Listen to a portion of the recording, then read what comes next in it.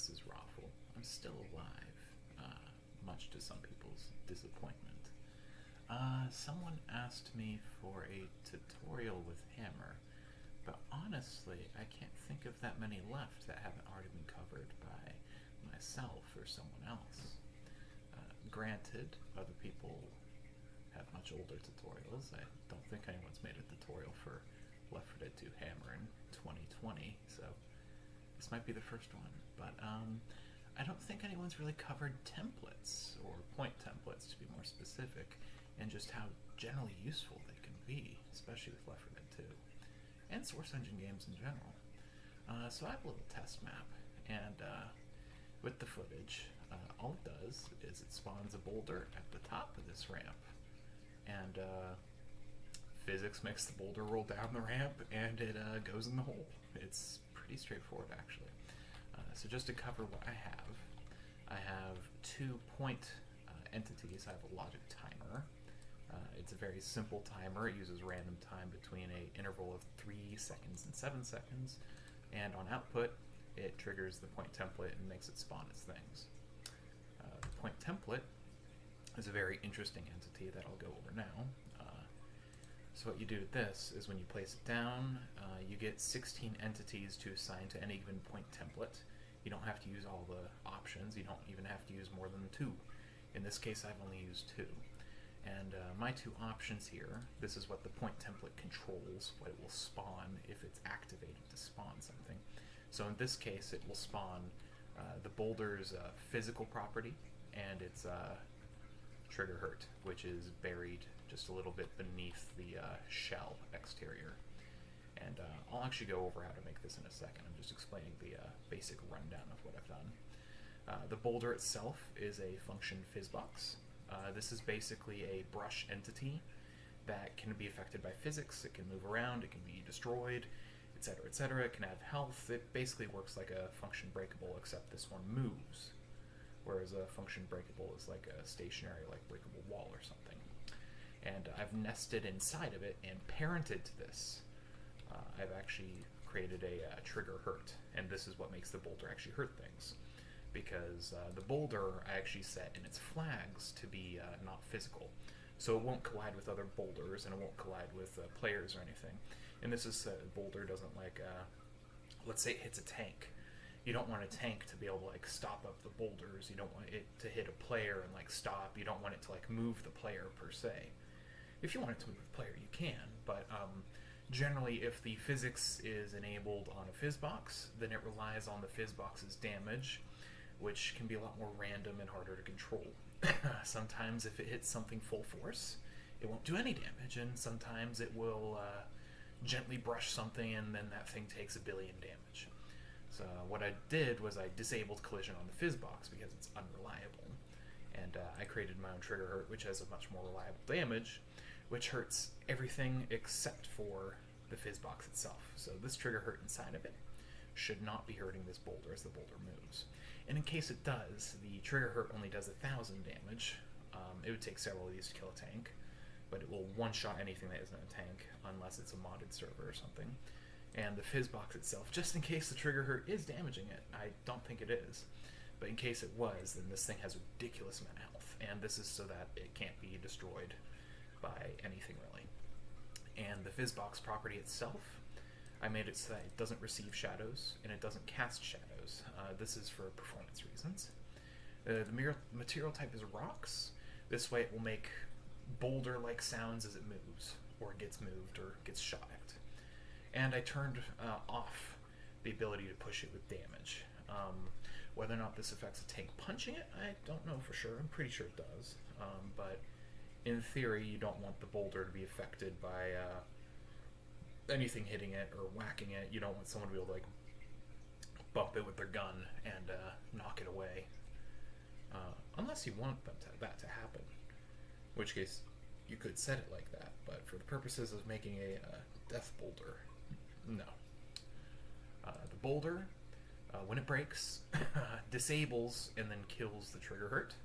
Disabling and killing isn't really necessary. I just like doing the 2 things typically. It's just something I personally do. It takes no inputs, and the trigger hurt only takes the inputs from the boulder itself. to go over the last things with the point template. It has no outputs currently, and the only inputs it has is when the timer fires it. The flags it has, it does not have it checked such that the thing it targets doesn't get removed. So if I checked this, when the map starts, there would already be a boulder there. Whatever this template points towards, if this is checked, it will already exist on the map. Sometimes you might want that, sometimes you might not. And then I unchecked preserve entity names, because in this case you might want to have multiple boulders, and you don't want them to all have the same name, because then the same triggers affect them all the same way. So entity names are not preserved. Every time it creates a boulder and a hurt, or anything that might be in its template thing, it basically gives it a unique local ID. So all the inputs between them still function, but inputs between like boulder A and boulder B don't interact. You generally can't have, I don't think you can have external things target a templated entity that is affected like this. It's like, for example, I don't think I could create a trigger later on that would like delete all the boulders, but I haven't really tested this per se. The point template is a very niche entity, I'd want to say, in L4D2, and unless you're doing things like creating boulders, which is not typical of most maps, you don't typically use it that much. Another good use for the point template, I would say, is actually controlling item spawns on a map, if you don't trust the director to do so already. For example, you could set up multiple templates. Each template in its thing, in its template selection of 1 to 16, you could have it targeting different like gun or item spawns, and you could have multiple variations if you didn't trust the director, and you could have a random logic case actually select one to actually spawn at the start of the map. I think there are actually a few Valve maps that use the point templates like this. I want to say survival maps that are built into campaign maps could make good use of this. So for example, if you're doing survival mode, you run a game mode check, I want to say, to actually trigger the point template. So if it's like survival, then you spawn X, Y, and Z entities at various locations. But back onto this. This is actually a very simple tutorial in itself, and I'm just going to cover making boulders because boulders are fun. So you take your boulder box. I like to use spheres for my boulders, and by default the sphere is going to have 8. Generally you want the boulder to be very smooth, so I usually double that to 16, and what you get is you get a very smooth but advanced boulder, but it rolls very well. It's a very complex entity, and that's part of the reason why I turn off shadows involving it, just for performance reasons. You don't really need shadows with a boulder anyway. So right now, this boulder that I have will just spawn, drop down, and it will roll the same direction every time. It will just go down the middle of the lane. So let's create a boulder that goes down to the right, I suppose. And we're doing 128 by 128 boulders, because that's a good size.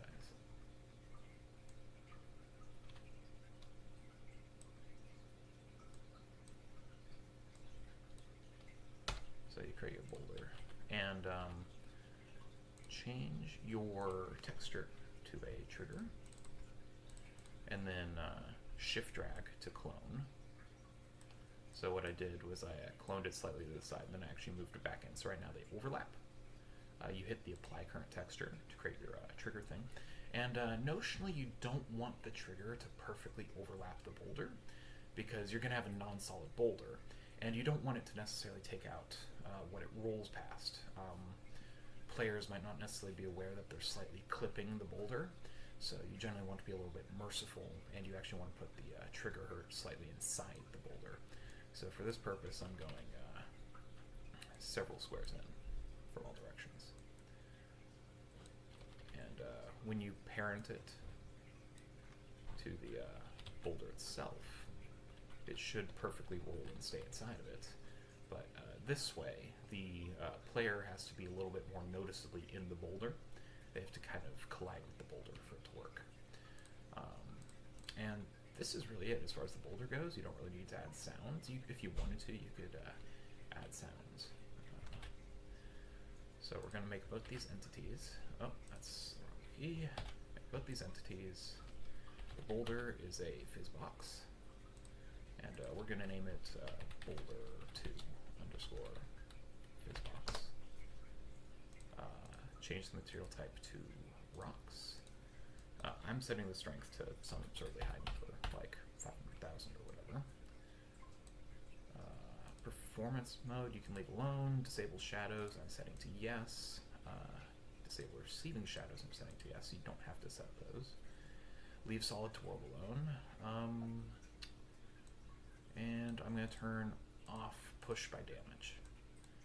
And that's really it as far as the boulder properties go. You go into the flag, make it a debris, turn off generate output on use. This is for games that, like Half-Life 2, for example, where you can like walk up to some like physics objects and press E on them, or Gary's mod or something. L4D2 doesn't really have a function with this though, so you don't need to worry about that too much. And then you go back to your trigger, change that to a trigger hurt. Set its damage to something that you find reasonable. Whether or not you want it to kill tanks in one hit, it's fine. I like to make it kill witches instantly because witches can interact weirdly with physics objects. Damage type to full gib, that way zombies, like if it hits a common infected, the common infected will explode, and I think that looks cool. So that's my personal choice there. Give it a name, boulder2 underscore hurt. And then the parenting part, very simple. I like to use the dropper if you have both entities kind of on the same 3D screen, but you can also use the drop down box. But I'm going to use the dropper and select the boulder. And so yeah, there we go. It's pretty much that. Change some flags around, everything not including physics debris. If you have everything selected, you don't necessarily need to trigger these, but I still do personally. It doesn't really change that much. And that sets that up pretty well. And the only thing left really is the template. So if we do a template, and let's call this boulder2 underscore template. Template 1, doesn't matter what order these are, you just want the fizz box and you want the hurt. I could make one of these be at like 16 and have a big gap and it wouldn't matter. Turn that off. As explained earlier, you want it to create unique IDs. Create a timer. Notionally, my timers always start disabled, and I have something enable them. In this case, it's just going to be the director enabling it. Unlike the other one, we'll make this one happen much faster, so we'll go 2 to 6 on the random time. And we'll call this boulder2 timer. Don't forget, that's actually it with the timer really. You add on timer templates for spawn, and you don't need any outputs from this. So now we need to enable the timer. I'm going down to my director, down over here. I'm just going to copy this, paste it, boulder2 timer is what we want, and enable it. So now if we were to go into game, it would start spawning this one whenever the timer randomly triggers. So I'd have a boulder in the middle lane and a boulder in the side lane. Now, you might want to obscure the boulder from the players. You might not want the players to be able to see the things spawning. So generally this is why you have these things spawn where it would be out of reach. Notionally, unless it's a modded server or an admin or a really weird tank punch, the survivors should not be able to get up to here. I've still given them a good, clear line of sight, but this doesn't mean that you have to let them see it spawn. So I'm going to show you a really fun, neat little trick. It's really for controlling sightlines. It does not affect performance or anything. It does not come into with the drawing. Oops, I made that a sphere. 1 second. Change this back to block and redraw it. But what this essentially does is I'm just creating a black plane that blocks line of sight. It's much easier to get away with this on dark maps or when the survivor is looking at something that's very far away, because something being black is a little bit more natural when it's farther away as opposed to right in the face. This is part of the reason why I'm setting it way up here as opposed to way down here. If I set it way down here, then the survivors wouldn't be able to really react to the boulders coming, and it would look just more ugly. So you draw a plane, or a block, I should say.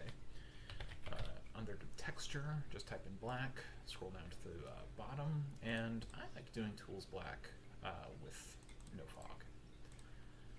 Then you go into the texture selection, and you just select the face that is black. So if I select the face, it does not actually select the whole cube. So only the front face is selected. We go to displacement, check these boxes, and then I'm just going to say power 1, and then hit apply. And what that should do, actually right now you have to create it, sorry. Create it, power 2, then check those boxes and hit apply. So what's going to happen is this is now a non-solid. It only has the front face, so if you look at it from behind, it doesn't exist. It has the front face, it's non-solid. So you can shoot through it, you can throw things through it, you can run through it. But for all intents and purposes, it's hiding what we're doing behind the scenes. So the survivors don't necessarily know that boulders are just spawning in thin air right here. And because these are fizz boxes, and they don't have physics otherwise applied, what they're going to do is they're just going to drop straight down. And when they hit the ramp, they're just going to start rolling. Let the source engine physics do all the work there. And the other side of the deal is this pit here. The boulders should naturally fall into the pit, but they don't delete themselves unless you set a timer that makes the boulders auto-delete. You can either use a timer, and this is helpful for if the boulders don't potentially go to the same place, but if you use a timer, you have to keep in mind the survivors might see it get deleted. We're going to assume for this tutorial that all the boulders are going in this pit, and it doesn't matter how long they're necessarily going to sit down here. We just don't want them to accumulate and pile up, create unnecessary lag. So what you do is you go about the height of the entity. The boulders are 128 tall, so we're going to go up to 132. The boulders can't collide with each other, so we don't really have to worry about them piling up, but we still don't want them to accumulate down at the bottom of this pit. So we're going to do the same thing we did up there, except we're just going to do it down here on a horizontal surface. We're going to make this whatever. We're going to make it black. Create a typo. We're going to make it black. At the bottom here, same deal. Select the front face, displacement, create, minimize the power for memory lag. Check those off. Hit apply. So now we're hiding where the boulders are landing. As far as the survivors go, no, this is the bottomless pit. And they wouldn't know otherwise unless they jumped in. So all we've done is we've hidden the boulders. We're not getting rid of the boulders yet. So what we want to do is we want to create a trigger. And we're going to bury the trigger, so I'm just going to draw a new block. Should mimic the same dimensions automatically. It does. So now we have a trigger buried directly beneath this black surface. Gonna make it a trigger hurt. And this is where the absurd health of the boulder comes in. Notionally, this should be the only thing that can quickly destroy that boulder. We're just gonna make it blast. It doesn't necessarily matter per se here. Blast will create an ear-ringing noise, but for all intents and purposes, we're not going to let anything that jumps down here actually reach this trigger unless it's a boulder. And I'll go over that in a second. So now we're going to create an even more absurd amount of damage to actually get rid of the boulders. And this might actually match the boulder health perfectly, so just in case it does, I'm adding another 0. So this should annihilate the boulders. And we're going to have this target physics debris, because all the boulders are physics debris. And we're also just going to check off everything. So notionally, this should destroy anything that touches the trigger. We don't need to name it, we don't need to disable it, so it's good as it is. Now we come into the second problem of when the survivors jump down here, and they will jump down here, just for funsies. Trust me, they're going to do it. Always account for it whenever you're doing map design. When the survivors jump down here, what's going to happen is, without anything else, they're going to fall through this before they die. So the point of view they're going to get when they get their death camera is they're going to be down here. and we don't necessarily want them to let them see the magic. So what we actually do is we create another trigger hurt above this, so we can just shift drag this if we wanted to. And this way, whenever it kills a survivor, and if you kill a falling survivor, what happens is a little bit after the point that they die is where their camera will stop, and they can't necessarily move their camera after it stops. So what's going to happen is the survivor is going to fall down this, and their camera's going to stop like right here. So they'll see the black plane, but they don't get to see the magic underneath it, and it'll probably kill them a little higher than this. And for this, we turn off blast because we don't want to create ear ringing noise. We just go with generic. We can lower the damage because it doesn't really matter. We don't want the boulders breaking at this point, so we just set it to 5,000. In most cases, this will kill a tank. We can leave all this intact. It doesn't matter if the boulder takes a little bit of damage. Let's actually bump this up to 10,000 just so that we know it kills tanks. And I like it when infected ragdoll like crazy, so I actually don't turn off damage force, but if you want things to just drop in, like if a common infected just drops in, if you just want it to just keep going, then you actually set that to yes. And for all intents and purposes, I'm just going to set that to yes here, because we don't want things to like bounce away. We want them to slip into the void when they die. But normally I would set that to no, that way you get the really fun ragdoll that launches away. So now in theory this should be set up and ready to go actually. So I'm going to go ahead and boot it up, and we'll see the second boulder spawning. So booting up the game, this is compiling it directly after where I ended the hammer clip. There's no nav mesh, so the bots are just going to stand here. The map is lit up. I do have a way across the pit. You look down into the pit, can't see the bottom. Here come our two boulders. Because they're random timers, they don't necessarily trigger in order of which is faster, but in case you notice, that one has a faster refire timer, so it actually came back faster than the middle one. So both boulders are rolling down, and they're going to do so ceaselessly. If we go up here, we have a black plane, they slide through it, but you can't see them spawning and dropping out of air. And if we follow the boulder down, they actually break right about here. But without the trigger hurt beneath the black plane, they would be accumulating here. If we wanted to hide the debris a little bit more, and so that you don't see the little rock things popping up, like that one, then we'd actually raise this black plane. But for all intents and purposes, this is fine where it is. If we set a witch here, it should kill the witch. We got a witch. Watch out, that witch is getting angry. There we go. I love the bots. I'm actually going to kick the bots real quick. Whenever you're testing a map and you don't want the bots around, you can just kick them, and they're gone. They'll actually Anybody hear me? entries on the bottom, and the only annoying side effect is whoever you're playing will occasionally call out and be like, where are you? So if we spawn a common infected, it will get instigated by the boulder. If we spawn a bunch of common infected, then whichever ones are in the path should get instigated by the boulder. In which case it was still all of them. And it looks really cool. And that's about it for the tutorial. So thank you for tuning in. And if you have any other tutorials that you need for some reason, just say so in the comments, I suppose. And let me know if this was helpful. It's a very fringe example, but it's a very good example of how you can use point templates. There are all sorts of other ways you can apply this. Let's say you wanted a car entity that drives down a street. You could, under the point template, you could take the two path tracks, the function train, and the prop dynamic of the car, which is parented to the train. The train goes from path A to path B, and you have it so that when it hits path B, it deletes everything tied to that entity. So it deletes path A, path B, the train, and the car. So it's very performance, it's very good with the performance. And you can have the template spawn these on a timer.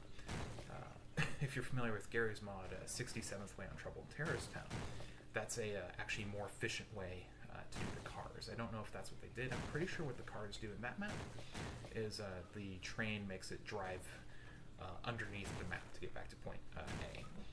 But this is a much simpler and less entity demanding way potentially, and gives you better randomization of the of when they spawn. Like for example, you can't say whether or not that boulder is going to come down before the boulder in the middle. It's random, so you can't really predict it. You can't really plan around it per se. You guys hear me? If you wanted to plan around it, you'd have to look up and be like, oh, which boulder's coming? And it's all the harder to see because we have that black background as opposed to the white background.